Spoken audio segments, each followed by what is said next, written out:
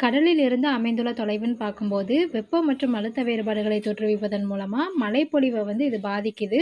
நம்ம இந்தியாவோட பெரும்பகுதி, குறிப்பா தீபகற்ப இந்தியா வந்து கடல்ல இருந்து வெகு தொலைவில் வந்து கிடையாது. அதன் காரணமாக அந்த பகுதி முழுவதும் நிலவும் காலநிலை வந்து கடல்சார் ஆதிக்கத்த வந்து கொண்டிருக்குன்னு சொல்லியிருக்காங்க. இந்த பகுதியில வந்து குளிர்காலம் வந்து குளிரற்று காணப்பட்டு, வருடம் முழுவதுமே சீரான வெப்பநிலைய வந்து கொண்டுள்ளதுன்னு சொல்லியிருக்காங்க. இந்த கடல்களோட ஆதிக்கமின்மை காரணமாக மத்திய மற்றும் வட இந்திய பகுதிகள் வந்து வெப்பநிலையில பருவகால மாறுபாடுகள வந்து கொண்டுள்ளதுன்னு சொல்லியிருக்காங்க. அந்த பகுதிகள்ல கோடையில வந்து கடும் வெப்பமும், குளிர்காலத்துல வந்து கடும் குளிரும் நிலவுதுன்னு சொல்லியிருக்காங்க. அடுத்ததா கொச்சி வந்து கடற்கரை பகுதியில வந்து அமைஞ்சிருக்கிறதுனால, அங்க வருடாந்திர சராசரி வெப்பம் வந்து 30 டிகிரி செல்சியஸ் அளவுக்கு மிகாமல் இருக்குன்னு சொல்லியிருக்காங்க. கொச்சிங்கிறது கடற்கரை பகுதியில வந்து அமைஞ்சிருக்கு.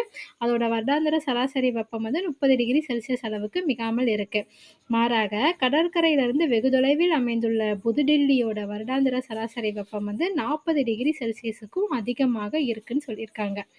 இந்த கடற்கரை பகுதிகள வந்து காற்றில் ஈரப்பதம் மிகுந்து இருக்கிறதுனால, அங்க அதிக மழை தரும் திறனை வந்து கொண்டுள்ளதுன்னு சொல்லியிருக்காங்க. இதனால கடற்கரைக்கு அருகே உள்ள கொல்கத்தாவுல மழைப்பொழிவு வந்து 119 சென்டிமீட்டர் ஆகவும், உள்பகுதியில் அமைஞ்சிருக்கக்கூடிய பீகானீர், ராஜஸ்தான்ல உள்ள பீகானீர்ல 24 சென்டிமீட்டருக்கு குறைவான மழைப்பொழிவு தான் பதிவாகிறதுன்னு சொல்லியிருக்காங்க.